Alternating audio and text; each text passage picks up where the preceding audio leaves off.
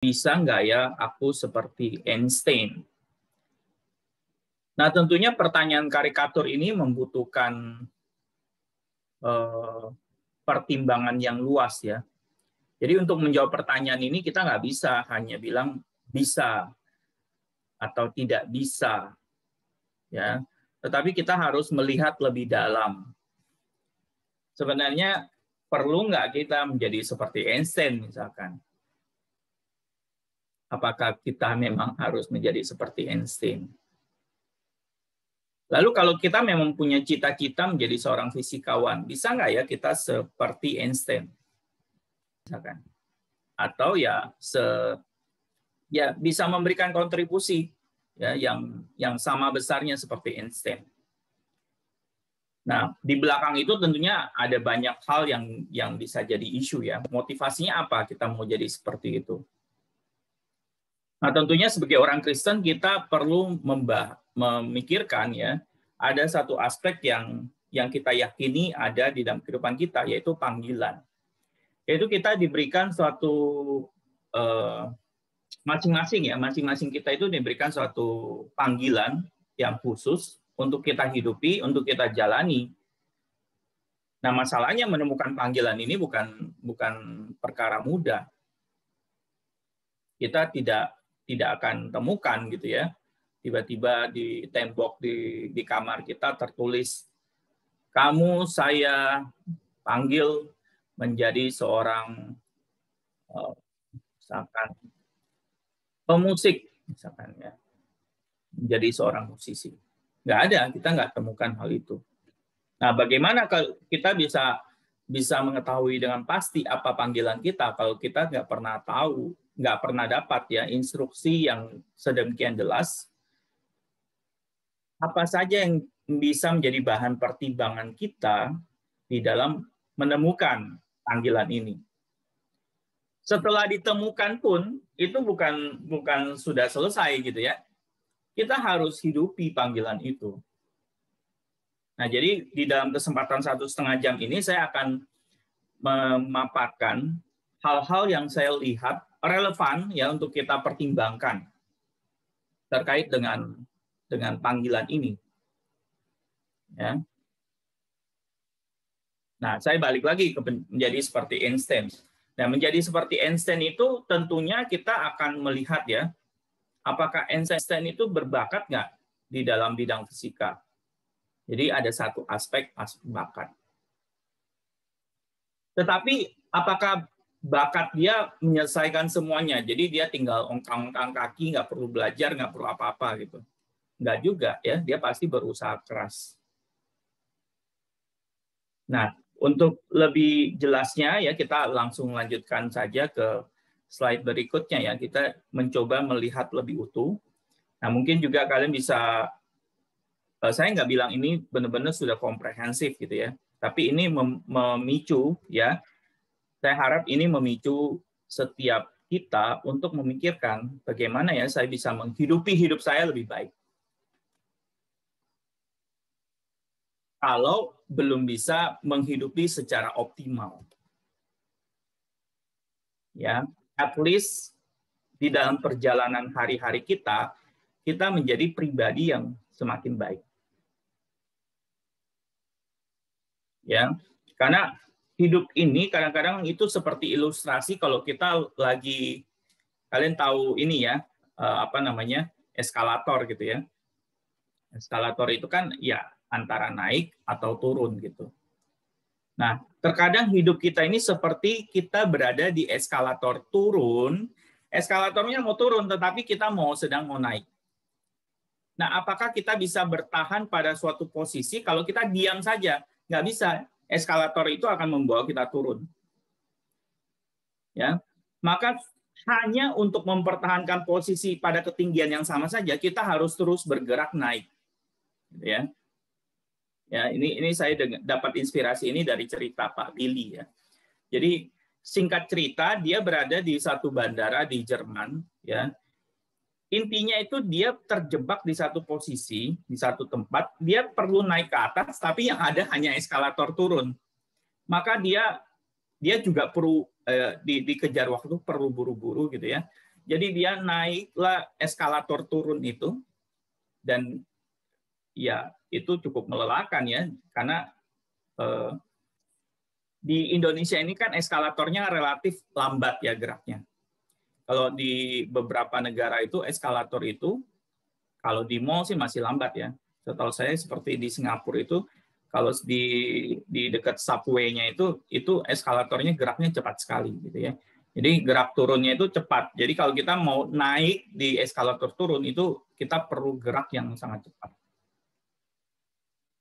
Ya, jadi terkadang kita bukan menemukan tangga diam seperti ini ya. Memang ini karikatur sekali ya, hidup seperti ini, kita memanjat naik untuk mendapatkan piala gitu ya. Hidup itu lebih luas daripada hanya sekedar mendapatkan piala seperti ini.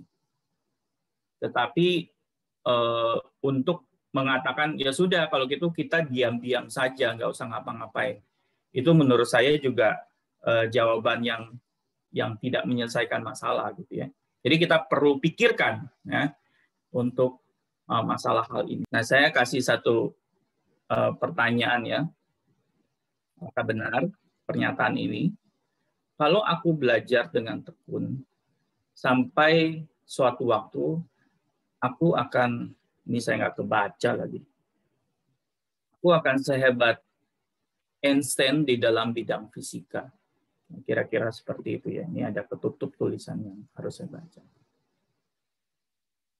Kira-kira ada yang mau berpendapat nggak? Yang suka fisika siapa ya? Ada? Tolong sedikit interaksinya dari anak-anak. Ada nggak? Yang suka fisika deh. Ada nggak?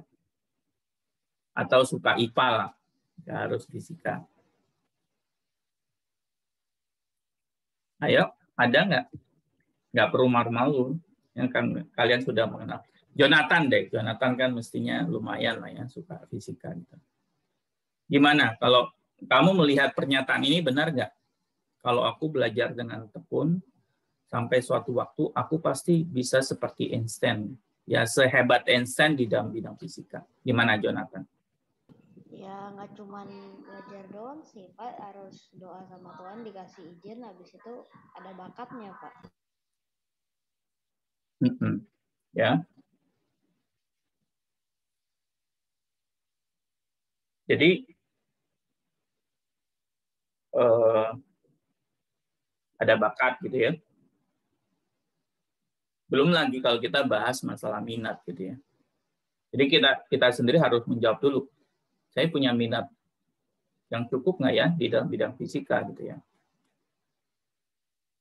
Nggak usah kita pikir sampai seperti Einstein gitu ya. Mungkin yang lebih karikatur gitu ya. Saya pasti jadi juara Olimpiade Fisika kalau saya belajar dengan tekun. Itu pun belum tentu kan. Kan posisi juara Olimpiade Fisika kan nggak banyak gitu. Kalau semua orang berpikir demikian, ya pasti ada yang tidak tercapai. Gitu. Tetapi itu pun apakah perlu kita menjadi juara Olimpiade Fisika? Nah, itu juga pertanyaan yang lebih mendasar lagi yang kita perlu renungkan. Ya. Jadi untuk menjawab pertanyaan ini itu tadi Jonathan sudah bicara masalah bakat ya. Jadi tidak hanya bakat itu tidak menjawab semuanya ya. Belajar dengan tekun pun tidak menjawab semuanya. Ya, tetapi kita harus melihat satu ada bakat, satu ada usaha yang keras. Nah, kita juga melihat pentingnya minat ya. Karena kita akan menjalani kehidupan kita bukan hanya setahun 2 tahun loh.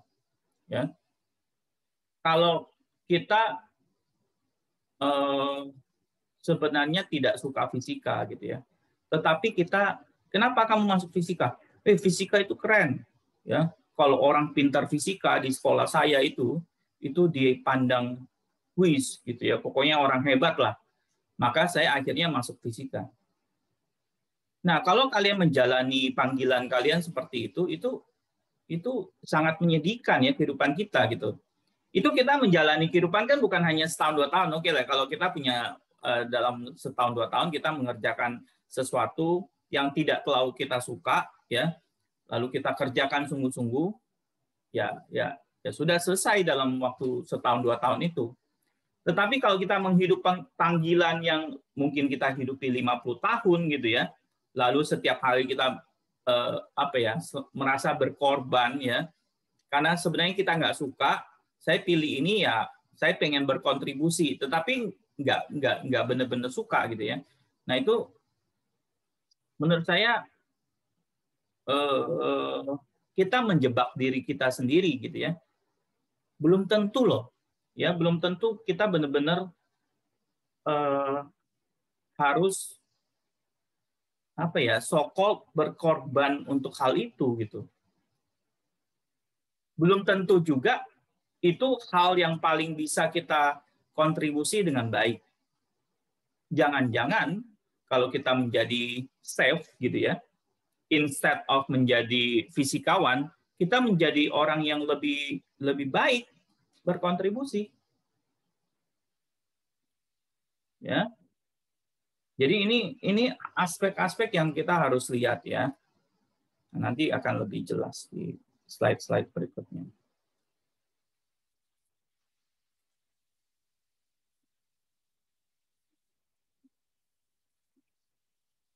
Nah, bagaimanapun setiap orang memiliki bakat yang berbeda. Jadi kita nggak bisa bilang kalau saya belajar dengan sungguh-sungguh pasti saya bisa menjadi seperti Einstein.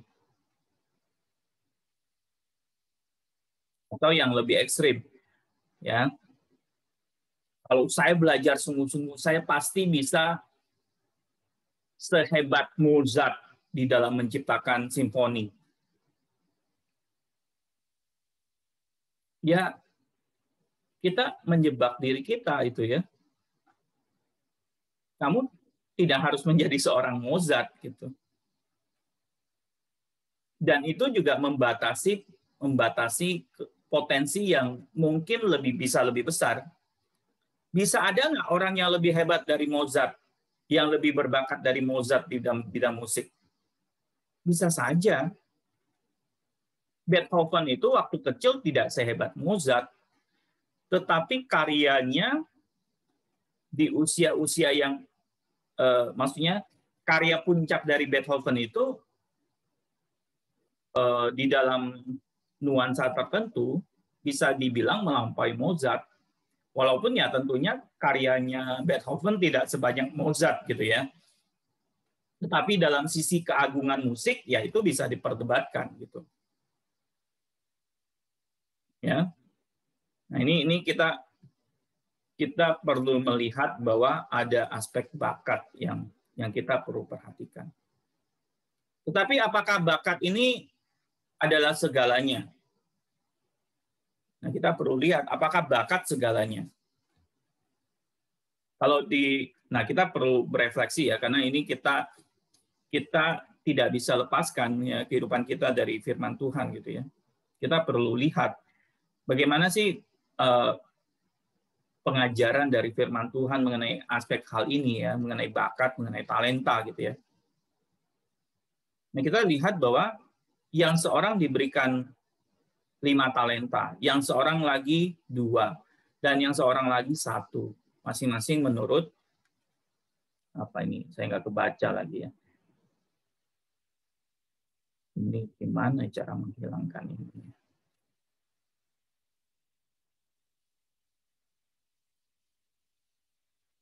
Oh, oke lah. Saya nggak kebaca ya bagian tulisannya. Lalu ia berangkat ya seharusnya ya. Nah, jadi masing-masing orang tuh punya bakat ya. Kalau kita terjemahkan talenta ini menjadi bakat, ya salah satunya ya.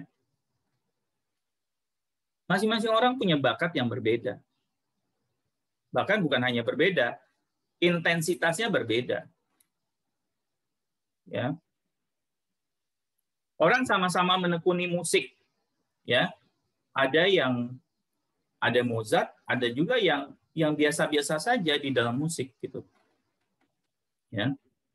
Jadi kita nggak bisa bilang semua orang bisa sama gitu. Kalau kamu belajar sungguh-sungguh, kamu pasti bisa sehebat Einstein. Itu pernyataan yang sangat tidak mengakui realitas gitu. Realitasnya setiap orang punya bakat yang berbeda, punya kemampuan yang berbeda.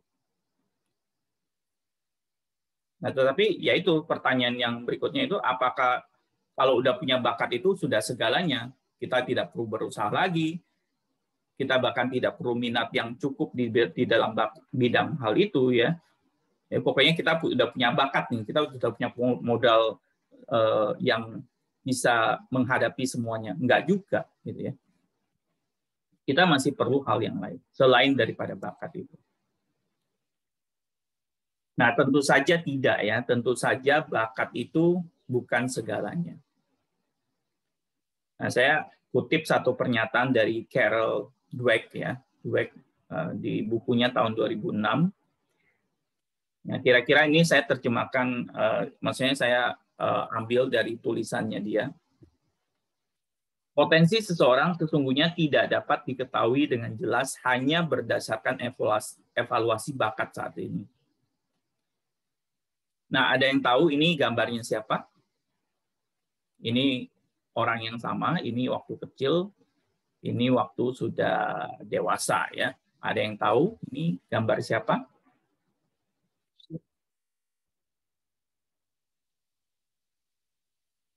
Edison, Pak. Ya, ini adalah Thomas Alva Edison.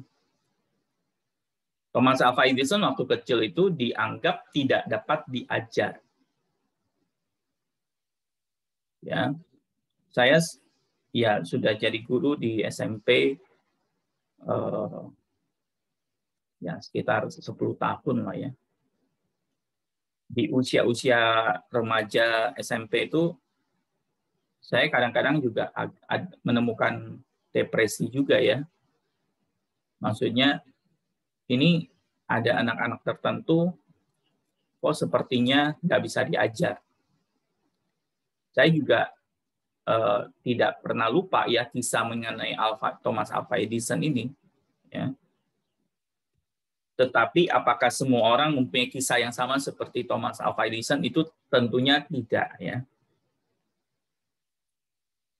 Tetapi kita bisa belajar banyak hal dari kisahnya Thomas Alva Edison. Ya, dia dikeluarkan dari sekolah karena dianggap tidak dapat diajar. Jadi pada saat dia kecil dia dinilai dengan evaluasi bakatnya, ya. Kan itu gurunya melakukan evaluasi kan. Oh, ini si Thomas Alva Edison ini sebenarnya nggak punya kemampuan apa-apa, nggak bisa diajar. Udah dia balikin ke gurunya, balikin ke orang tuanya. Ya. Nah, itu penilaian seperti itu nggak bisa mewakili keseluruhannya, gitu ya. Pada kenyataannya seorang Thomas Alva Edison yang dianggap tidak bisa apa-apa waktu kecil bisa berkembang sedemikian, dibilangnya. Thomas Alva Edison itu adalah salah satu inovator paling banyak di dalam dunia ini. Bukan berarti dia orang yang sempurna, ya. Jadi kalau kita lihat filmnya itu dia juga ada nuansa ambisi segala macam gitu, ya. Dia ada waktu penerapan untuk menerangi Amerika gitu, ya. Itu ada peperangan, ya, ada current current war apa gitu judul filmnya. Jadi Thomas Alva Edison bersaing dengan ada satu perusahaan namanya Westinghouse, ya. Itu berebut supaya bisa menerangi Amerika dengan sistemnya masing-masing. Ada negara bagian yang pilih sistemnya Edison, ada negara bagian yang pilih sistemnya Westinghouse, yang sebenarnya inventornya itu adalah Tesla, ya, Nikola Tesla, ya. Nama yang akhirnya dipakai menjadi merek mobil sekarang. Nah, tetapi kita bisa melihat, ya, bahwa apakah seorang Thomas Alva Edison itu karena dia pengen membuktikan kepada guru-gurunya yang sudah melecehkan dia waktu kecil, lalu dia berjuang mati-matian. Jadi upaya dia itu sebenarnya upaya yang sangat menyedihkan sebenarnya ya, upaya balas dendam seperti itu, ataukah memang dia memang akhirnya di dalam didikan mamanya itu dia bisa berkembang seperti itu ya, tanpa niatan yang intens untuk membalas dendam kepada guru-gurunya, yang kita nggak tahu persis. Tetapi yang kita bisa pelajari adalah bahwa yang dinyatakan tidak berbakat waktu kecil seperti Thomas Alva Edison itu tidak mewakili, kita tidak bisa menilai seseorang ya. Misalkan ya, saya dapatkan nih, sebutlah misalkan saya sebut satu nama ya, Calvin. Ini Calvin siapa nih? Calvin ini nggak bisa dididik. Ini lihat aja nilainya. Ini bukan representasi sebenarnya ya Calvin ya. Nilainya 45 gitu. Ya, itu sekarang gitu ya. 10 tahun lagi itu bisa berbeda ya. Bahkan bisa sangat berbeda gitu. Jadi potensi seseorang yang sesungguhnya ya, potensi dia bisa menjadi apa gitu ya, itu nggak bisa diketahui dengan jelas. Jadi saya pun selalu mengingatkan diri saya ya, ketika saya menilai membuat suatu keputusan, misalkan pas rapat naik kelas, ini anak nih bisa berubah nggak nih, bisa berkembang nggak nih gitu. Saya selalu hati-hati gitu. Walaupun saya juga melihat bahwa ya terkadang kalau kalian tidak serius gitu ya, sebenarnya punya bakat gitu ya, lalu ada konsekuensi ya, kalian belajarnya main-main gitu ya, lalu nilainya akhirnya jelek gitu, ya itu kalian perlu belajar dari kesalahan itu gitu ya. Makanya beberapa anak itu tinggal kelas gitu. Ya tentunya saya bukan penentu semua anak naik kelas tidak tinggal kelas ya Pak. Yang pasti ketika saya memberikan pendapat saya punya pertimbangan seperti itu. Ya tentunya ketika rapat kenaikan kelas itu setiap guru bersuara. Ya kalian tahu ya, ada teman-teman kalian yang tinggal kelas gitu. Jadi semua guru bersuara. Jadi ketika keputusan itu dibuat, yaitu itu adalah keputusan Dewan Guru, bukan keputusan wali kelas, bukan keputusan Bu Yoga atau keputusan Pak Andra. Ya kebetulan yang tidak naik di kelasnya Pak Andra, ya itu bukan semata-mata keputusan Pak Andra sendiri, itu keputusan Dewan Guru. Ya. Tetapi saya pribadi ya ketika melihat hal ini ya, naik kelas tinggal kelas itu kan sebenarnya satu aspek kecil saja dari perjalanan hidup kalian ya. Saya ini pernah tinggal kelas loh ya. Tapi tinggal kelasnya di kelas 1 SD gitu. Saya nggak pernah TK. Jadi, nah kalau ya contoh sederhana seperti saya lah ya. Saya sih tidak bilang saya orang yang sangat berbakat gitu. Tetapi kalau misalkan saya mau dinilai waktu rapat SD saya kelas 1 gitu ya. Saya lupa deh ya. Nilai merah saya itu kalau dulu kan nilai merah ya. Jadi nilai di bawah 6 ya 5, 4 ya, tapi biasanya yang muncul di raport itu 5 gitu ya. Tidak ditulis 4, 3 atau berapa gitu. Jadi sebutlah saya punya nilai 5 di waktu kelas 1 SD itu, yang tahun pertama yang saya tinggal kelas, saya lupa itu antara dulu itu sistem catur ulang ya. Antara 353 atau 535. Ngerti nggak? Jadi ada 5 nilai merah, nilai 5 di dalam raport saya. Dan saya nggak pernah TK, saya nggak pernah belajar menulis, membaca sebelumnya. Pokoknya saya dicemplungin aja ke sekolah. Ya mau bisa, mau enggak ya terserah gitu. Ya akhirnya ya tidak bisa ikutin di tahun pertama. Saya tinggal kelas. Nah kalau saya misalkan dinilai, wah ini Ferry ini nggak bisa belajar nih. Misalkan saya dikeluarkan dari sekolah, udah dikeluarkan aja dari sekolah gitu ya.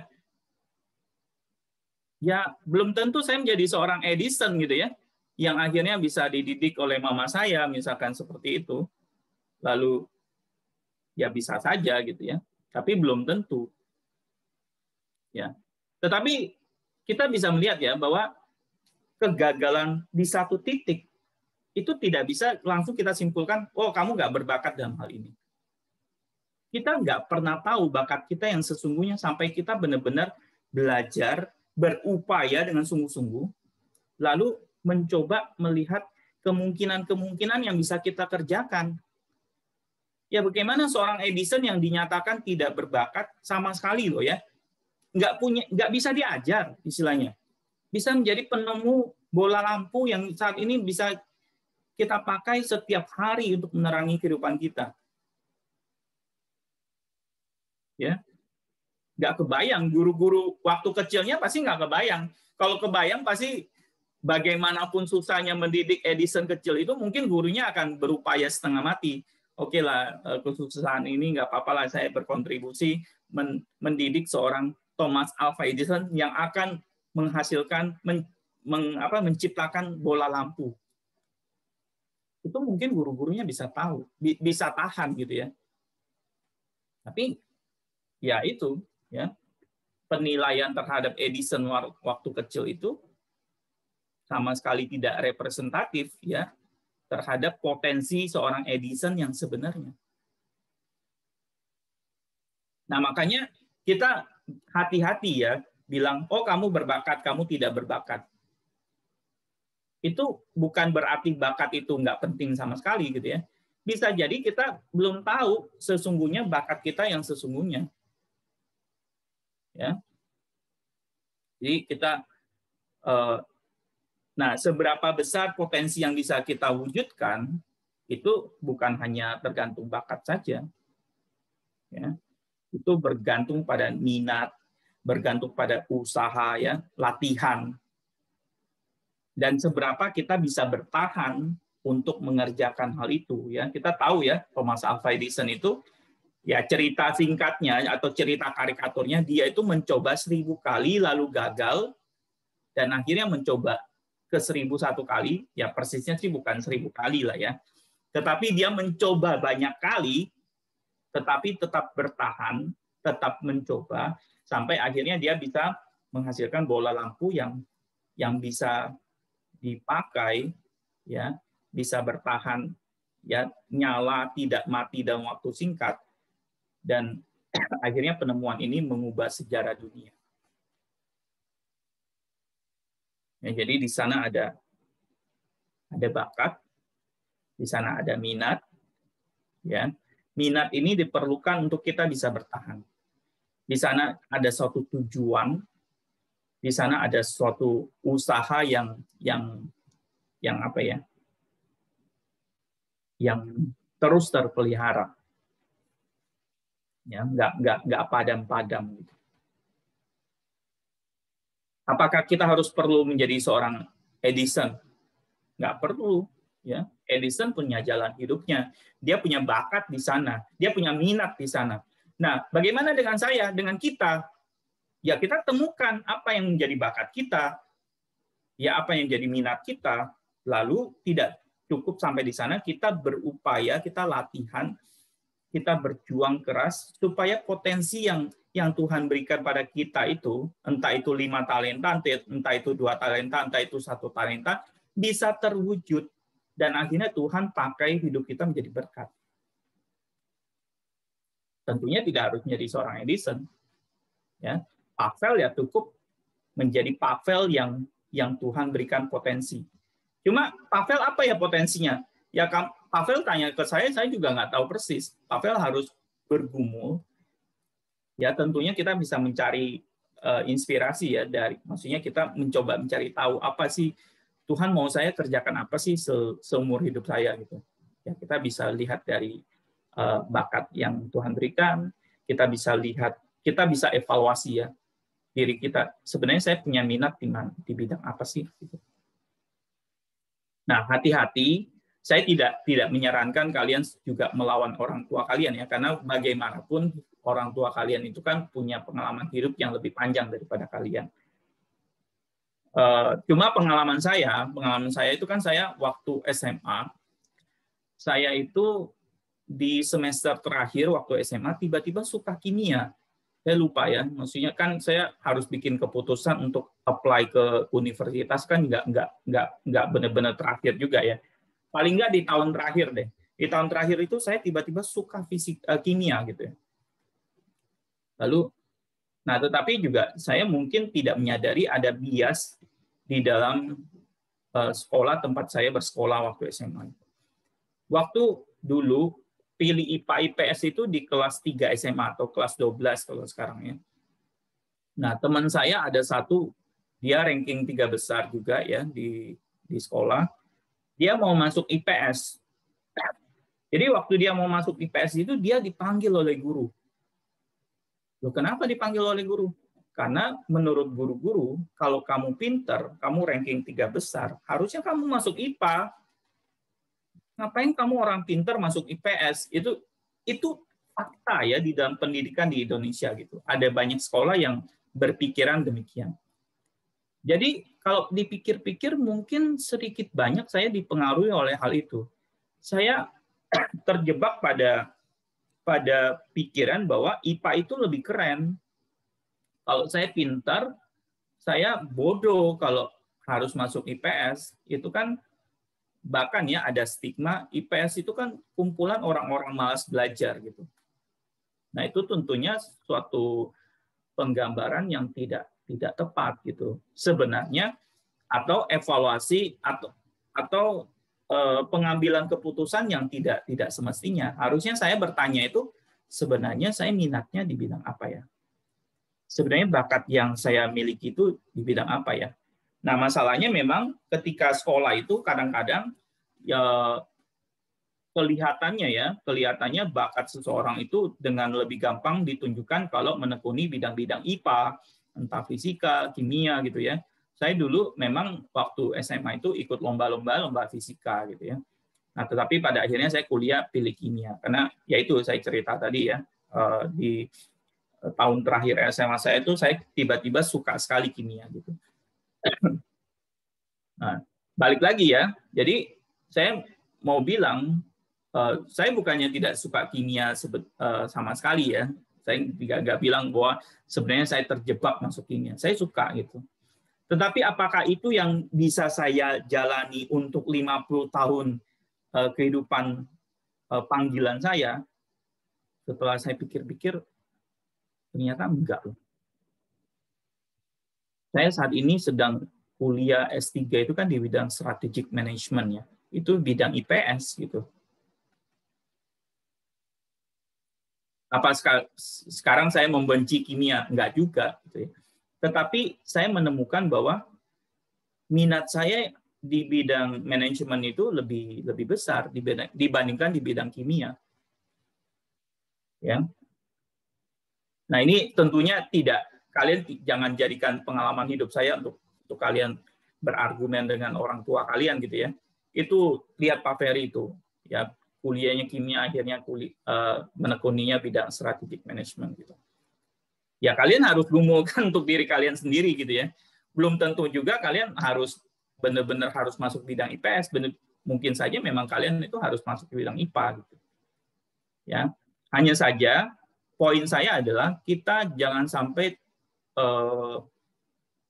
terjebak oleh berbagai hal yang sebenarnya bukan evaluasi yang seharusnya. Evaluasi yang seharusnya itu adalah bakat saya apa, kira-kira Tuhan mau panggil saya mengerjakan apa, kira-kira saya bisa nggak ya jalanin panggilan ini menjadi seorang fisikawan untuk seumur hidup saya misalkan. Atau paling nggak selama sampai saya pensiun, misalkan 30-40 tahun saya bekerja sebagai seorang fisikawan, saya bisa hidupi dengan sungguh-sungguh nggak? Atau saya akan menjalani hari-hari 40 tahun itu dengan penuh keluh kesah karena sebenarnya saya tidak menyukai bidang ini. Ya, itu kita perlu pikirkan ya. Dan saya nggak bisa menjawab pergumulan ini buat kalian ya. Saya hanya bisa memberikan ya poin-poin untuk kita jadikan bahan pertimbangan ketika kita berupaya menemukan panggilan hidup kita. Nah, ini bukunya ya, kalau kalian mau baca. Ya, ini sebenarnya buku yang sangat baik, judulnya Mindset ya. Jadi sebenarnya ini bicara kalau kita punya mindset, kalau misalkan ya seorang Thomas Alva Edison itu mempunyai mindset fixed mindset ya. Jadi di dalam buku ini dikontraskan ada fixed mindset, ada growth mindset. Nah, fixed mindset ini berpikir bahwa bakat ada segalanya. Masalahnya itu tadi ya, kita nggak pernah tahu bakat kita yang potensi kita yang sebenarnya kalau kita hanya melihat satu titik di dalam kehidupan kita. Nah, jadi kalau misalkan kita bicara IQ lah, oke, kamu IQ-nya 90, oke, kamu berupaya bagaimanapun nggak bakal bisa berhasil. Udah kamu mati aja, kira-kira seperti itu ya. Kalau orang yang mempunyai pandangan fixed mindset gitu. Nah, sedangkan orang yang punya pandangan growth mindset itu melihat satu kegagalan itu ya bagian dari proses belajar. Ya kita bisa belajar banyak lah ya dari Thomas Alva Edison. Dia gagal berkali-kali di dalam mencoba mencari menciptakan bola lampu, tapi dia tidak menyerah gitu ya. Dia punya satu prinsip yang nggak tentu kita bisa ikutin dan berhasil juga ya. Jadi dia prinsipnya itu ya satu kegagalan itu adalah satu langkah lebih dekat kepada kesuksesan yang menanti di depan gitu. Jadi kalau dia misalkan kalau kalian bayangkan ya mungkin seorang pencuri lah ya yang punya kondisi ini. Dia misalkan mau buka brankas, ada kode sandi ya, password atau PIN gitu ya. Misalkan tiga digit. Kalau 3 digit itu kan berarti ada 1000 kemungkinan. Jadi kalau kita cobain ya satu-satu, ya kalau coba satu, misalkan percobaan pertama 010, itu kan berarti 1 dari 1000 kemungkinan kita sudah coba.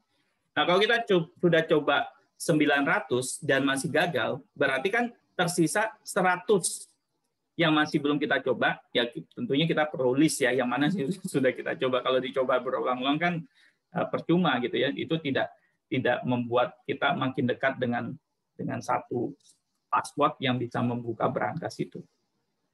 Nah, kira-kira seperti itu ya prinsipnya yang kita bisa pelajari dari seorang Thomas Alva Edison. Nah, jadi kita perlu belajar bahwa misalkan kalian dapat nilai 40 di dalam ujian atau ulangan fisika. Ya, bisa saja memang kalian sangat tidak berbakat di dalam bidang fisika, tetapi bisa juga ya maksudnya kalian punya maksudnya benar-benar karena saya ada satu hal yang belum saya mengerti nih tentang hal ini. Kalau saya fokus mempelajari hal ini pasti akan membantu saya memahami pelajaran fisika untuk berikutnya. Saya pasti akan lebih bisa lagi untuk mengikuti pelajaran fisika berikutnya. Nah, itu bisa sangat mungkin gitu ya. Nah, bagaimana kita bisa tahu itu? Ya, itu kalian perlu belajar namanya metakognisi ya. Metakognisi itu kalian melihat misalkan ya kalian menghadapi suatu tantangan. Ya sebutlah aljabar. Kalian lihat ketidakbisaan kalian di dalam mengerjakan soal aljabar itu di mananya gitu. Kalian mencari tahu, kalian mengevaluasi diri kalian sendiri. Oh, ternyata saya paling nggak bisa di hal itu. Nah, dengan suatu kesadaran itu, kalian latihan ya. Sama kalau saya suka ambil contoh tuh dari olahraga. Karena olahraga itu begitu jelas ya. Kita kalau nggak bisa di satu bidang, di satu hal itu langsung kelihatan. Misalkan basket. Kita shoot 3 point. Ya, either kita jago atau nggak jago shooting 3 point-nya, kita coba aja lempar 100 kali. Dari 100 kali itu berapa kali yang masuk? Ya. Kalau orang-orang yang sudah sangat hebat itu, istilahnya itu kita bisa lempar 3 point shot itu berapa kali dalam lemparan yang berturut-turut terus masuk. Ya. Itu ada rekornya kan ya, kalau kalian ikutin. Ada, saya nggak tahu persis itu 20-an kali atau 30-an kali gitu. Jadi lemparan berturut-turut dan masuk 3 point. Ya. Nah, begitulah cara-cara orang hebat, nah seperti Michael Jordan atau Kobe Bryant gitu ya. Itu latihannya itu mereka lempar satu hari itu berapa ribu kali gitu. Ya. Jadi mereka mengevaluasi kemampuan mereka lalu berupaya memperbaikinya. Nah, itu adalah satu. Kenapa mereka berjuang seperti itu? Itu karena mereka punya pola pikir growth mindset. Ya sekarang saya lempar 3 point nggak masuk, tapi kalau saya latihan dengan sungguh-sungguh, saya mencoba cari tahu kelemahan saya di mana, ya pasti lambat laun saya akan melempar 3 point dengan lebih baik. Bahkan di dalam kondisi tekanan ya waktu pertandingan, saya tetap bisa lempar dengan baik dan masuk. Ya, saya akan lanjutkan ya supaya kita bisa selesaikan. Ya, menemukan bakat itu penting ya. Namun bukan berarti semua masalah sudah terpecahkan. Ya. Ini saya bacakan lagi ya dari kisah lanjutannya tentang talenta ya, perumpamaan tentang talenta. Kini datanglah juga hamba yang menerima 1 talenta itu dan berkata, Tuhan, aku tahu bahwa Tuhan adalah manusia yang kejam, yang menuai di tempat di mana Tuhan tidak menanam. Ya. Jadi intinya dia tidak apa-apain itu talentanya. Bakatnya tidak dia gali lubang, dia kubur talentanya. Ya. Seberapa banyak orang yang melakukan hal ini? Ya, kalau kita ambil gambaran karikatur gitu ya, di mana di sini ada 3 orang dan yang melakukan hal ini adalah 1 di antara 3. Kalau kita representasikan ini kepada semua orang di dalam dunia ini, berarti kalau manusia dalam dunia ini 7 miliar, berarti sekitar 1/3 dari 7 miliar itu mungkin sedang mengubur talentanya dalam-dalam. Sibuk membandingkan, kenapa saya tidak sehebat Mozart? Sudahlah, saya nggak mau belajar musik lagi, gitu. Kenapa saya tidak bisa seperti Einstein? Sudahlah, saya tidak mau belajar fisika lagi, gitu. Nah, ini jangan sampai kita akhirnya melakukan hal ini ya. Karena ya akhirnya kita cuma mengeluh aja dalam kehidupan kita gitu ya. Kita menjadi korban, nggak tahu korban dari apa. Ya akhirnya kita salahkan Tuhan. Kenapa Tuhan tidak kasih saya bakat yang lebih besar? Nah, saya pernah dengar dari Pak Ivan ya, pendeta Ivan. Pak Ivan bilang 1 talenta itu besar loh. Jadi ini lagi pula kalau kita diberikan 5 talenta, ini kelihatannya yang 5 talenta itu enak ya. Dia dituntut menghasilkan 5, dituntut menghasilkan 5 itu bukan berarti dia tinggal duplikasi menjadi 10 gitu ya. Enggak loh, itu dia melakukan ya 5 talenta itu dia usahakan sehingga menghasilkan 5 talenta lagi, dia berarti mengalokasikan, mengupayakan melakukan suatu upaya yang mungkin lebih besar dibandingkan yang 2 talenta. Kepada yang diberikan banyak dituntut banyak. Ya. Mungkin kenapa kamu cuma dikasih 1 talenta? Mungkin kamu nggak bisa dituntut seperti yang dikasih 5 talenta. Kalau kamu dituntut seperti yang dikasih 5 talenta, ya kamu kolaps. Ya. Contohnya orang kolaps itu bagaimana, Pak? Ya, kita bisa lihat ya. Banyak orang bunuh diri gitu. Kenapa orang bunuh diri? Ya tentunya saya tidak bilang semuanya karena tidak bisa memenuhi tuntutan ya. Ada orang yang memang ya rumit pikirannya gitu. Dia tidak bisa menerima dirinya gitu dan akhirnya bunuh diri. Ya. Tetapi 1 talenta itu besar, ya. Itu bukan kita nggak bisa bilang 1 talenta itu jauh lebih sedikit dibandingkan 5 talenta. 1 talenta itu sudah besar. Kalau kita optimalkan, itu hidup kita itu sudah menjadi saluran berkat yang luar biasa dalam bagi orang-orang di sekitar kita. Ya. Dibandingkan kita kubur dan kita akhirnya mengeluh, menganggap diri kita korban, ya. Kalau kita temukan saja 1 talenta itu, lalu kita upayakan, itu banyak orang yang sudah mendapatkan berkat ya dari Tuhan melalui hidup kita. Itu pasti, ya. Ya ini kalau kita baca keseluruhan kisah talenta ini, itu mengerikan sebenarnya. Ya.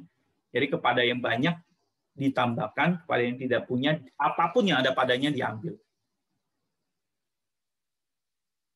Ya, saya bisa coba terjemahkan kira-kira ya. Saya tidak bilang ini tafsiran yang bisa merepresentasikan semuanya gitu ya. Tapi selama perenungan saya mendapatkan jawaban ini. Ya, kalau memang Tuhan bisa menyalurkan berkat-Nya melalui yang dapat 5 talenta itu lebih besar, maka ya tidak heran yang pada akhirnya Tuhan ambil 1 talenta dari yang punya 1 talenta itu lalu kasih kepada yang 5 talenta supaya talenta yang Tuhan berikan itu ya bisa tersalurkan berkatnya kepada orang yang lebih luas daripada dikuburkan oleh orang yang satu ini gitu. Nah, itu miris ya hidup kita gitu.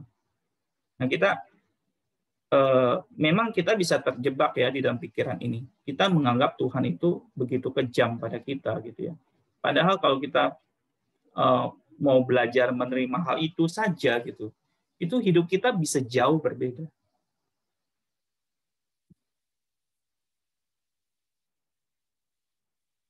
Ya, maka kata Tuhannya kepada baik sekali perbuatan itu, ya hambaku yang setia, yang baik yang setia, tentunya ini yang dapat 5 sama 2 talenta ya. Engkau telah setia dalam perkara kecil, aku akan memberikan kepadamu tanggung jawab dalam perkara yang lebih besar. Masuklah dan turutlah dalam kebahagiaan Tuhan. Nah, ini tentunya sisi yang lain ya. Satu sisi tadi kita melihat yang dapat 1 talenta itu dia nggak kerjain apa-apa dan nanti disebut sebagai hamba yang jahat. Yang dapat 2 talenta dan 5 talenta itu disebut sudah sudah bertanggung jawab dengan baik di dalam tugas dan tanggung jawab yang diberikan. Jadi kita punya talenta itu satu hal. Itu 3 orang itu punya talenta. Tetapi bagaimana sikap kita terhadap bakat dan talenta itu hal yang bisa sama sekali berbeda. Kita bisa dikategorikan sebagai hamba yang jahat, di satu sisi kita bisa dikategorikan sebagai hamba yang baik. Nah, mana yang kita pilih? Kita mau, ya sudah, oh, saya ini jago fisika loh, tapi sehari-hari cuma menyombongkan hal itu aja. Kita tidak berjuang lebih keras lagi, kita tidak belajar lagi. Ya, sehari-hari cuma menyombongkan diri aja. Dibandingkan dengan semua anak di kelas di SMP Kristen Calvin, saya lah orang yang paling pintar. Nggak ada gunanya itu ya. Kita dipanggil Tuhan, kita diberikan Tuhan talenta di bidang fisika itu bukan untuk menyombongkan diri di sana gitu. Kita diberikan talenta untuk kita kembangkan. Tugas yang di depan itu jauh lebih besar gitu ya. Nggak ada waktu untuk kita menyombongkan diri seperti itu. Itu menghabiskan, kita sedang wasting our talent juga itu ya. Kita menghambat kemungkinan yang lebih besar yang bisa kita kerjakan.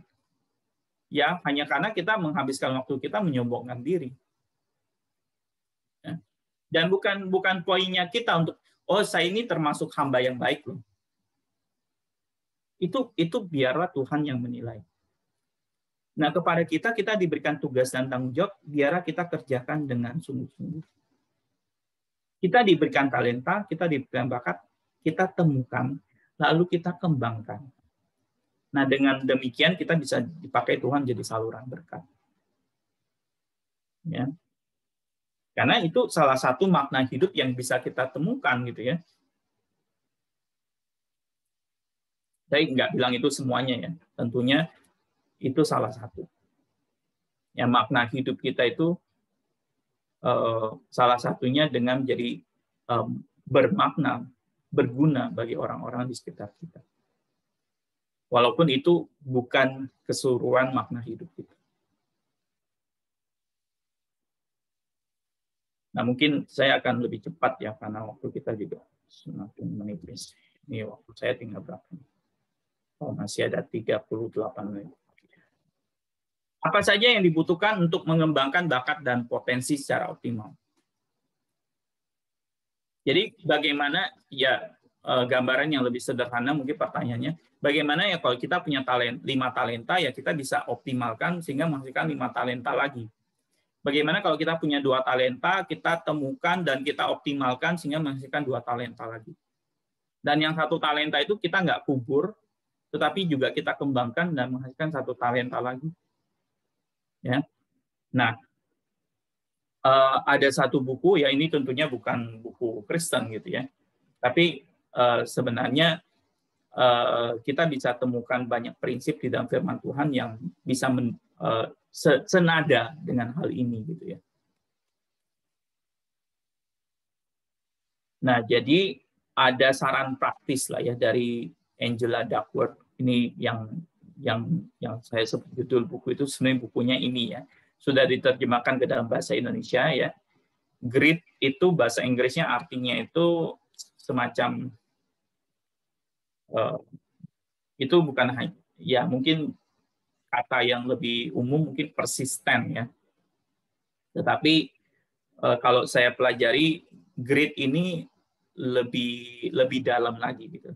Jadi di sana kita begitu passionate ya, kita berminat terhadap bidang kita geluti, sekaligus kita gigih ya. Kita nggak mudah menyerah. Nah, itu biasanya orang-orang yang demikian, yang berminat, yang begitu passionate dan juga berjuangnya itu bahkan sebenarnya beberapa orang seperti ini tuh berjuangnya mati-matian ya, kita bisa bilang. Nah, itu biasanya mereka ya kita bisa bilang dengan bahasa dunia mereka sangat sukses. Tetapi kita juga bisa baca dari kacamata Kristen, mereka menjadi saluran berkat yang luar biasa bagi orang-orang di sekitar mereka. Nah, tentunya sebagai orang Kristen kita perlu sadar bahwa Tuhan kita yang sesungguhnya bukan apa ya, mencari kesuksesan dunia seperti itu ya. Tetapi di dalam upaya kita memaksimalkan talenta yang Tuhan berikan, kita sedang berupaya untuk melayani Tuhan kita ya. Karena bagaimanapun ketika Tuhan memberikan bakat dan minat kepada kita, itu adalah di dalam satu kerangka besar kita bagaimana kita menjadi bagian di dalam kerajaan Allah, mewujudkan kerajaan Allah di dalam dunia ini. Ya. Nah, dia jabarkan ada 4 poin. Ya. 4 poin ini saya nanti tambahkan lagi dari 2 sumber yang lain gitu ya. Tapi 4 poin ini saja kalau kalian bisa jalankan dengan baik, ini sudah sangat luar biasa sebenarnya ya. Jadi kita perlu bangun minat ya, bangun dan pelihara minat yang sesuai dengan bakat yang dimiliki. Karena kita akan menjalani ini bertahun-tahun. Ya, ingat ya, kita akan menjalani hal ini bertahun-tahun. Kita bisa salah pilih jurusan nggak? Bisa. Saya dalam satu sisi bisa dibilang ya, tapi saya itu melihat hal itu sebagai bagian dari perjalanan hidup saya ya. Jadi saya satu sisi bisa dibilang salah jurusan ya, karena S1 saya kimia dan sekarang saya lebih menekuni di bidang strategic management gitu. Tetapi ya kesalahan itu tidak harus selalu disesali bertahun-tahun. Oh, kenapa ya dulu saya kuliah kimia? Tiap tahun kita sesali hal itu, nggak ada gunanya. Lebih baik kita melihat kemungkinan di depan yang masih kita bisa jalani gitu ya. Nah, semakin cepat kita menemukan minat yang didukung dengan bakat yang ada pada diri kita, dan kita sadar persis saya bisa hidup ini bertahun-tahun gitu ya. Nah, itu kita perlu bangun dan perlu pelihara. Tapi itu nggak cukup ya. Ini tentunya melengkapi bakat ya. Di sini nggak muncul bakat, tetapi ya ini dengan bakat itu semacam modal yang Tuhan berikan gitu ya. Jadi perlu dilengkapi dengan 4 hal ini gitu. Ya. Jadi kalau kita balik lagi ke pertanyaan ini ya, mengembangkan bakat dan potensi secara optimal. Jadi bakat itu sudah kita sudah menjadi asumsi dasarnya gitu ya. Jadi kita nggak mengembangkan sesuatu yang kita bukan Tuhan yang bisa menciptakan dari ketiadaan sama sekali gitu ya. Ya kita mengembangkan bakat yang Tuhan berikan. Ya, jadi di sini tidak muncul bakat itu artinya itu yang perlu dikembangkan gitu. Ya. Nah, tapi tidak cukup hanya bakat, kita perlu bangun minat. Yang kedua, kita perlu latihan yang sungguh-sungguh ya. Nah, di sini ada satu grafik ya, saya tidak tahu kalian bisa lihat dengan jelas atau tidak. Tetapi grafik ini menampilkan 3 kondisi dari orang-orang yang apa ya, di dalam mengembangkan bakat dan talentanya. Nah, ini waktu ya, sumbu X-nya itu waktu, ini apa namanya? Ini adalah latihannya ya, sumbu Y-nya itu latihan dan upayanya ya. Nah, titik kritisnya di sini ya, di daerah sini, apakah seseorang akan drop out atau ya menjadi ini sebenarnya bukan mediocre benar-benar juga ya, tetapi tidak yang full potential gitu ya. Nah, yang istilahnya si Angela Duckworth itu world class expert itu yang sepanjang waktu bisa mengupayakan upaya yang konsisten ya, sehingga ketika ketemu titik kritis itu dia tidak menyerah dan drop out ya, juga tidak terjebak pada apa ya, suatu jebakan menjadi jadi kita mengorbankan sesuatu yang lebih besar untuk mendapatkan satu yang lebih kecil yang di depan mata kita gitu ya. Ada satu eksperimen yang disebut marshmallow eksperimen. Ada kalau saya dengar cerita-ceritanya itu sepertinya ada beberapa versi. Ya, saya coba gambarkan yang kira-kira sederhana seperti ini. Jadi ada anak-anak usia 4-5 tahun kalau tidak salah ya. Nah, mereka itu ditaruh di satu ruangan, mereka dikasih satu marshmallow. Nah, mereka boleh makan marshmallow itu, ya, tetapi ya sudah, mereka hanya dapat satu marshmallow itu. Tetapi kalau mereka tidak makan di dalam waktu 10-15 menit, lalu si penelitinya itu kembali lagi dan mendapati mereka belum makan marshmallow itu, mereka akan diberikan tambahan satu marshmallow. Ya. Nah, penelitian ini dilanjutkan ya sampai si anak-anak yang tadinya 4-5 tahun ini sampai mereka sudah kuliah, bekerja gitu ya.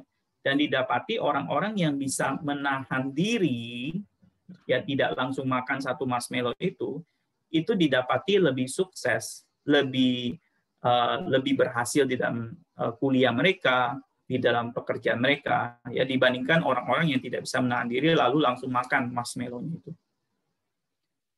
Nah, ketika kita menghadapi tantangannya, ini titik kritis tantangan di dalam upaya kita mengembangkan talenta. Kita mau benar-benar menyerah atau kita terjebak pada apa ya, suatu hal yang lebih kecil yang di depan mata kita, atau kita berjuang untuk satu hal yang lebih besar. Yang sebenarnya ini potensi kita yang sebenarnya. Ya. Nah, sekali lagi ya, ini balik lagi ke pertanyaan awal tadi. Apakah kita semua orang harus menjadi seorang Einstein? Tentunya enggak. Ya kita temukan bidang kita yang kita bisa menjadi world class expert. Di mana itu? Apakah di bidang chef, ya di bidang kulineri, apakah di bidang fisika, apakah di bidang biologi, apakah di bidang ekonomi? Ya itu kita temukan gitu. Ya. Kita berupaya menemukan hal-hal yang kita bisa menjadi world class expert gitu ya. Mungkin kamu pintar fisika, tapi kalau kamu menekuni bidang fisika, kamu mengikuti garis yang di tengah ini, ya kamu menjadi ahli-ahli fisika yang tidak sebagus kalau kamu menjadi seorang ahli ekonomi. Kamu menjadi ahli ekonomi itu kamu expert ya, kelas dunia gitu. Ya, ini saya tentunya bukan tanpa warning ya bicara hal ini ya. Jangan sampai kalian terjebak akhirnya ya kita bisa sama-sama mengerjakan hal yang sama, kita berjuang, tetapi tuan kita itu siapa? Tuan kita itu kita ingin melayani Tuhan, atau ya kita mengejar ambisi pribadi kita gitu ya, yang sebenarnya itu nggak pernah akan terpuaskan gitu. Nah, kalau kita melayani Tuhan kita, ya sama-sama menjadi world class expert gitu ya, tetapi sungguh-sungguh kita tahu itu untuk kemuliaan Tuhan, dan hidup kita itu nggak akan restless gitu ya. Kalau kita berupaya memenuhi ambisi pribadi kita ya kita restless gitu. Ya kita jadi world class expert sih, tetapi banyak world class expert itu yang nggak bisa tidur ya, nggak bisa hidup tenang gitu. Ya, tetapi juga kalau kita menjadi world class expert yang mana itu kita tahu kita sedang menjalani panggilan dari Tuhan dan kita melayani Tuhan kita, itu kita menjalaninya itu bukan berarti tanpa beban sama sekali ya, itu mempunyai suatu paradigma hidup yang berbeda. Ya, ini kita juga mesti perhatikan aspek spiritualitas kita ya dibandingkan selain daripada hal-hal ini. Nah, poin yang ketiga itu adalah tujuan. Ya, jadi ini kan satu aspek ya, maksudnya latihannya itu sehingga dia menjadi world class expert. Tetapi bagaimana ya si world class expert ini bisa bertahan menghadapi titik kritis, lalu terus berjuang, terus berlatih, sehingga akhirnya menjadi world class expert?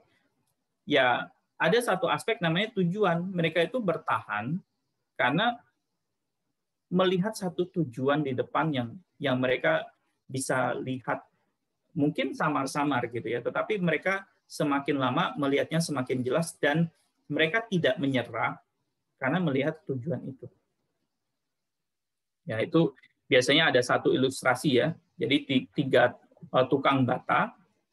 Yang satu ditanya, "Kamu lagi ngapain?" "Oh, saya lagi nyusun bata aja."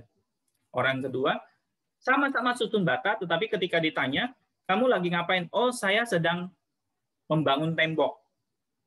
Ya, yang pertama cuma lihat dia susun-susun bata aja. Yang kedua dia lihat satu tujuan yang lebih besar di depan, yaitu setelah disusun ini menjadi satu tembok. Tapi orang yang ketiga ketika ditanya, "Kamu lagi ngapain?" "Saya sedang berbagian membuat satu istana yang megah." Atau "Saya sedang berbagian membangun sebuah gereja untuk Tuhan." Jadi dia melihat satu tujuan ya, a greater purpose gitu istilahnya. Ya bisa ya inline ya dengan cerita Marshmallow tadi gitu. Jadi kalau grafiknya itu orang yang akhirnya bisa ini dia kaitkan dengan score grid istilahnya ya. Kita tidak bahas jauh. Tapi maksudnya orang yang akhirnya bisa memenuhi potensi yang lebih utuh ya, yang lebih maksimal, itu adalah orang yang hidup dengan tujuan yang lebih jelas. Yang istilahnya bisa bertahan ya, mengorbankan kesuksesan yang tidak seberapa demi satu tujuan yang lebih besar di depan. Nah, itu sebenarnya banyak tahapan di dalam kehidupan kita itu yang akan melewati seperti ini sebenarnya. Ya, kita mau menikmati hidup kita, kan kita punya sebagai orang Indonesia kan kita punya pepatah ya, berakit-rakit ke hulu, berenang-renang ke tepian, bersakit-sakit dahulu, bersenang-senang kemudian ya. Tentunya ini satu karikatur ya. Hidup kita itu tidak sepenuhnya seperti itu gitu. Tapi ada bagian-bagian dalam kehidupan kita akan temukan kita mau pilih jalan pintas, tetapi mengorbankan sesuatu hal yang lebih besar, atau ya sudah ini lewat jalan terjal nih, ya. Tetapi kalau saya lewatin ini, saya benar-benar menyelesaikan masalah pada akar-akarnya, dan saya bisa mencapai tujuan yang lebih besar. Nah, ketika kita di dalam kehidupan kita itu, kita akan ketemu nih 2 pilihan seperti ini. Ya, kita mau pilih yang mana? Yang jalan yang mudah, ya seakan-akan selesai masalahnya, atau jalan yang sulit, yang benar-benar menyelesaikan masalah sesungguhnya, dan benar-benar memberikan kita memaksimalkan potensi yang lebih utuh, yang lebih besar yang Tuhan berikan. Nah, aspek yang terakhir yang dikemukakan oleh Angela Duckworth ini adalah harapan. Nah, ini kita bisa kaitkan dengan bukunya Carol Dweck tadi ya, mengenai growth mindset sama fixed mindset. Jadi ininya ya, representasinya gitu. Jadi kalau fixed mindset itu kayak udah digembok gitu. Kita nggak bisa berkembang melampaui apa yang kita nilai kita berbakat. Kita sekali dapat nilai ulangan matematika 4, lalu kita berpikir, oh saya memang nggak bisa matematika, saya mau latihan sekeras apapun pasti nggak bisa. Tapi yang orang yang punya growth mindset, oh kayaknya saya kurang latihan nih, gitu ya. Makanya saya dapat 40. Oke, ulangan berikutnya lagi saya akan latihan lebih keras. Saya akan coba cari tahu bagian mana yang saya nggak tahu. Nah, saya bukan orang yang belajar dengan sangat efisien ya, tapi saya mempunyai satu kecenderungan ya. Ketika saya mempelajari satu bidang, saya akan mengevaluasi bagian mana yang saya nggak bisa. Lalu saya akan alokasikan waktu yang cukup untuk belajar hal itu, karena saya tahu ya, begitu saya pelajari hal itu, saya akan lebih mudah untuk memahami pelajaran ini secara keseluruhan. Nah, itu menurut saya itu kalian perlu pelajari hal itu, yaitu bagian dari satu ide mengenai metakognisi namanya. Kognisi itu kan pengetahuan. Tetapi meta itu kita melihat lebih jauh. Kita melihat apa sih yang kita tahu dan apa sih yang kita tidak tahu. Lalu kita berupaya supaya kita bisa mengetahui secara keseluruhan bagian-bagian mana yang saya harus belajar lebih giat. Nah, itu suatu hal yang sangat baik untuk kalian bisa, untuk semua bidang ya. Mungkin fisika kalian ketemu bottleneck gitu ya. Yang kalian cari itu hal-hal yang kalian tidak mengerti dan akhirnya menghambat kalian mengikuti pelajaran fisika secara keseluruhan gitu. Kalian harus temukan dan atasi. Ya. Nggak bisa juga cuma ditemukan, oh ya sudahlah, saya menyerah aja. Ya itu juga nggak menyelesaikan masalah ya. Jadi kita temukan masalahnya, lalu kita selesaikan. Ya, tetapi ini akan memberikan perbedaan besar di depan kita. Ya, kita terjebak di dalam fixed mindset, kita berpikir ya kita orang-orang gagal yang nggak bakal bisa, atau ya kita melihat seperti Thomas Alva Edison. Ya, ini kegagalan kali ini menghantarkan saya sedikit lebih dekat kepada kesuksesan di depan.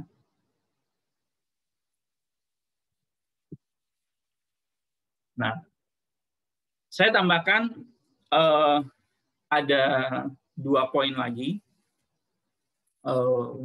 Yang pertama itu optimal challenge ya. Apa itu optimal challenge? Jadi ada penelitiannya ya. Ini sebenarnya infografis ini atau grafis ini itu adalah rangkuman dari dynamic work design. Jadi optimal challenge itu sendiri itu salah satu dari 4 prinsip dynamic work design ya. Apa itu dynamic work design? Dynamic work design itu dikembangkan oleh Nelson Repenning dan Don Kiefer itu dari MIT ya. Jadi mereka mengembangkan bagaimana ya perusahaan-perusahaan yang berhasil, yang sukses itu menerapkan sistem human resource-nya bagaimana. Gitu. Jadi mereka teliti dan mereka dapatkan 4 prinsip yang mereka dapatkan membuat perusahaan-perusahaan itu menjadi perusahaan yang berhasil gitu ya. Jadi salah satunya itu adalah perusahaan ini berhasil menerapkan optimal challenge bagi karyawan-karyawannya. Kenapa kita perlu optimal challenge? Karena ketika challenge-nya rendah gitu ya. Ya ini sebenarnya kalian bisa refleksi dalam kehidupan kalian ya. Kalian kan kalau dikasih soal matematika 2+2, besoknya 2+2 lagi. Ya, kalian juga nggak akan berkembang gitu ya. Nggak akan mendapatkan, oh saya memang hebat di dalam matematika gitu ya. Saya akan belajar lebih giat lagi. Besoknya ketemunya 2+2 lagi. Yang nggak akan mau lah kalian belajar seperti itu terus kan ya. Kalian juga nggak akan mau main game yang challenge-nya itu easy terus gitu loh. Ya, untuk awal-awal untuk dapatkan nuansanya ya kalian main level beginner gitu ya, easy segala macam gitu. Lalu nanti makin sulit. Itu kan kalian perlu tantangan gitu. Tapi kalau belum apa-apa ya, kalian belajar matematika, sudah dikasih soal kalkulus, sudah dikasih soal integral, ya mungkin kalian ada yang tahu, ada yang nggak tahu istilah itu ya. Tapi itu adalah soal-soal yang diasumsikan adalah soal-soal yang sulit di dalam pelajaran matematika. Lalu kalian dikasih di usia kalian SMP kelas 7, kelas 8 sekarang ini, ya kalian ya mabok juga gitu. Jadi ketika tekanan atau challenge-nya itu rendah, kalian tidak termotivasi.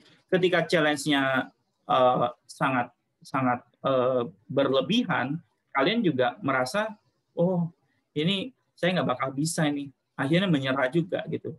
Nah makanya kita perlu temukan ya optimal challenge. Ya sebenarnya kalau kalian perhatikan ya, olahraga itu menjadi contoh yang sangat baik untuk menemukan optimal challenge gitu. Jadi apakah seorang Michael Jordan itu dari awal-awal sudah men-challenge dirinya itu mati-matian? Tentunya enggak. Dia pasti misalkan nih orang yang mau latihan lari maraton. Maraton itu berapa kilo ya? Kalau saya nggak salah itu 20-an kilo atau berapa? Saya nggak tahu persis ya. Tapi sebutlah itu sekian puluh kilometer gitu. Lalu kita baru pertama kali ini, kita punya angan-angan mau ikut lomba maraton. Lalu belum apa-apa kita langsung challenge diri kita lari 40 kilo di dalam percobaan pertama kita. Ya kita mabok, bukan mabok, mungkin kita bisa chaos gitu, kita bisa mati gitu gara-gara kekonyolan kita itu. Kita kan latihan dulu, ya kita lari dulu 5 kilo. Mungkin juga 5 kilo itu kita pertahankan seminggu atau sebulan gitu ya. Baru kita tingkatkan lagi mungkin 7 atau 10 kilo gitu. Nah, itu optimal challenge untuk kondisi kita saat ini. Nah, masing-masing orang itu punya optimal challenge yang berbeda. Bagi misalkan seorang Nathan sekarang kelas 12 ya. Nathan kelas 12 atau 11 ya, saya lupa. Dia akan ikut Olimpiade Biologi Internasional. Ya. Ya bagi seorang Nathan mungkin optimal challenge-nya sudah di posisi ya taruh seperti ini. Ya kalau kalian baru mau belajar menekuni untuk ikut Olimpiade Biologi ya mungkin posisi optimal challenge kalian skiing. Nah kalau kalian langsung ikutin yang si Nathan itu, ya mungkin kalian bisa langsung mengambil kesimpulan, oh saya memang nggak bisa, saya nggak mau ikut gitu. Tapi pelan-pelan kalau kalian sudah ada, karena ketika kita menerapkan optimal challenge ini, kita kan akan ada tantangan yang kita perlu taklukkan. Ya, satu sisi kita perlu kemenangan kecil istilahnya, small wins gitu. Jadi small wins itu prinsipnya begini. Jadi ketika kita berhasil mengerjakan sesuatu yang kecil, itu kita akan mendapat. Ini kan tentunya prinsip psikologi ya. Kita tidak telan mentah-mentah tentunya. Tetapi kita juga bisa belajar sesuatu dari hari ini gitu ya. Karena disadari atau tidak ya, itu kayak alam bawah sadar kita itu bekerja dengan cara ini. Ketika kita mempunyai satu kesuksesan kecil, itu kita membangun optimisme. Lalu kita mau berjuang untuk menaklukkan kesulitan yang lebih besar. Nah, sebenarnya kan di Alkitab juga ada prinsip ini ya. Kalau kamu setia dalam perkara kecil, kamu akan dipercayakan perkara yang lebih besar. Ya. Kalau kamu berhasil, anak saya itu kalau disuruh kerjakan 2 tambah 2 belum bisa gitu. Nah, sekarang kalau dia belum bisa 2 tambah 2, saya kasih soal kalkulus kan itu namanya saya orang tua yang gila gitu ya. Saya akan tunggu sampai dia bisa, ya nggak ada waktunya. Sekarang mungkin belum waktunya. Sekarang optimal challenge-nya dia adalah bermain bermain sebaik mungkin gitu ya mungkin ya, untuk membangun untuk menstimulasi berbagai indera-indera yang ada pada dia gitu. Jadi masing-masing orang punya optimal challenge yang berbeda-beda. Nah, kalian harus temukan kondisi saat ini. Untuk bidang ini, optimal challenge buat saya apa ya? Ya kalau kalian main game itu, kalian tahu lah ya, ini challenge hari ini gitu. Ya, artinya itu kan game didesain demikian ya. Makin hari makin susah gitu. Kalau kita bisa, kalau kamu nggak bisa ke level 10 kalau kamu belum melewati level 9 gitu. Ya. Ya ada sih ya, saya juga kadang-kadang kalau main game ya, saya nggak kecanduan game ya, tapi sekali-sekali saya main game. Kadang-kadang juga saya pengen langsung coba yang paling sulitnya gitu. Ya, karena kadang-kadang game juga tidak didesain dengan baik ya, karena bisa langsung kita masuk ke level paling tinggi gitu.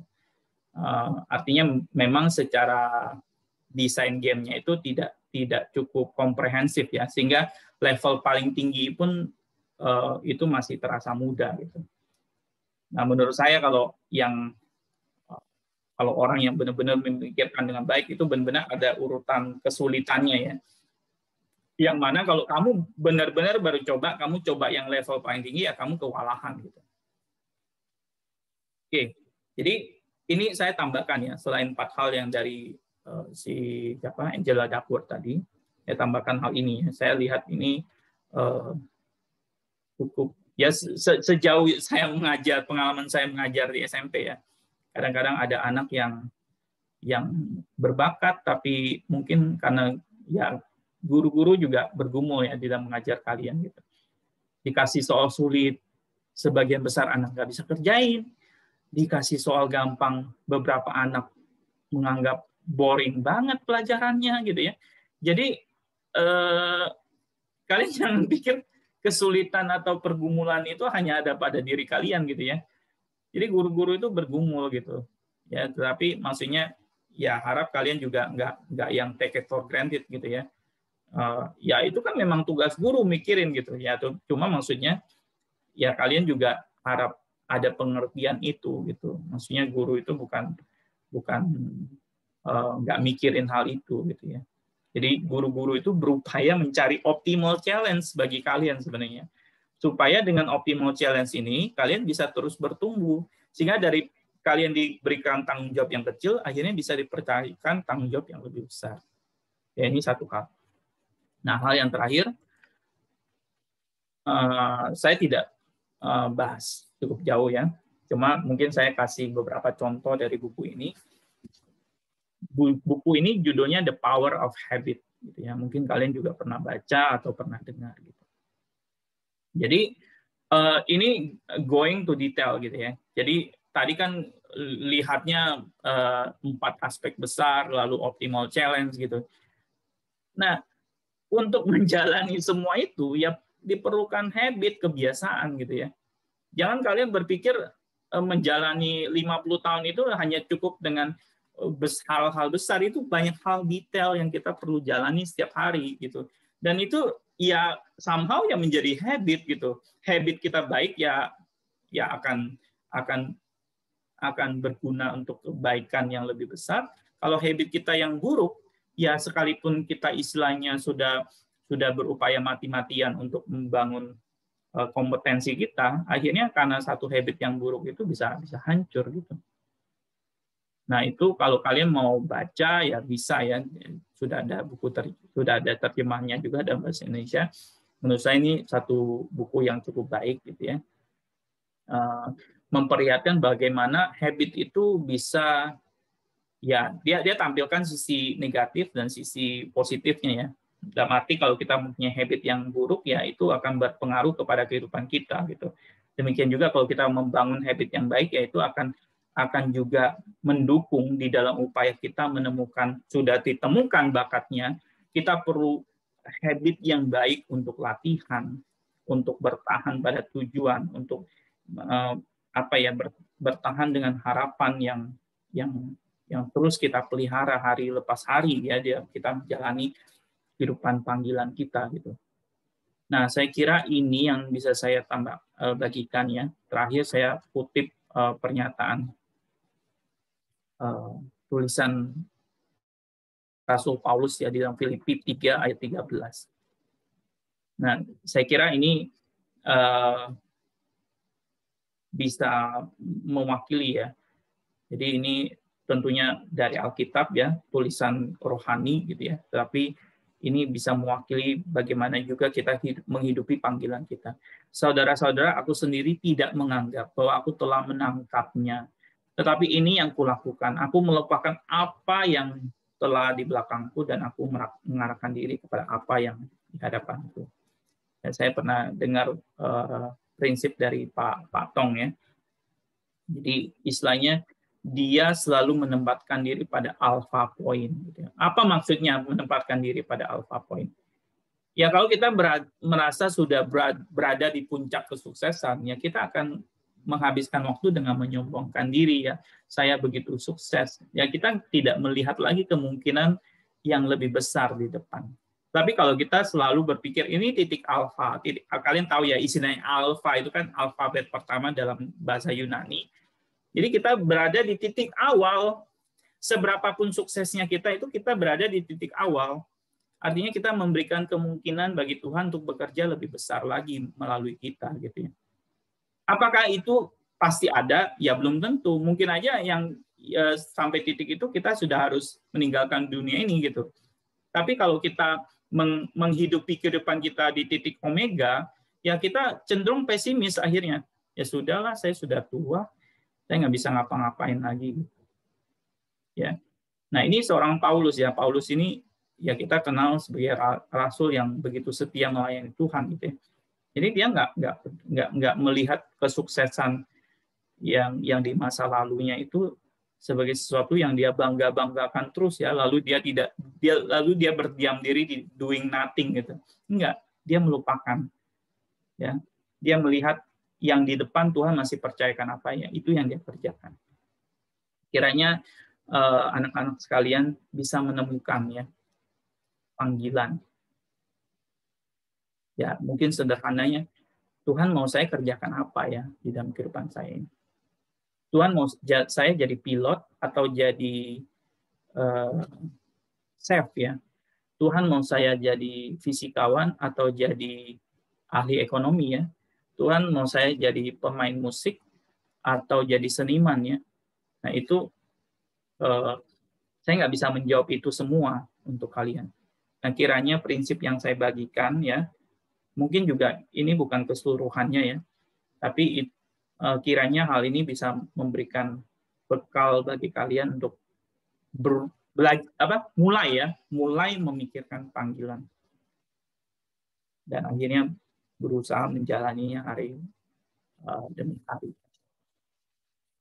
Waktu kita juga sudah habis, tapi mungkin ada 1-2 pertanyaan. Saya persilakan.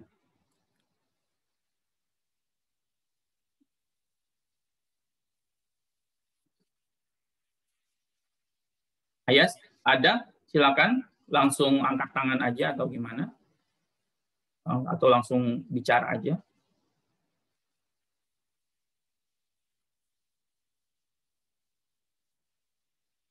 Kira-kira bisa dimengertikan ya yang saya sampaikan?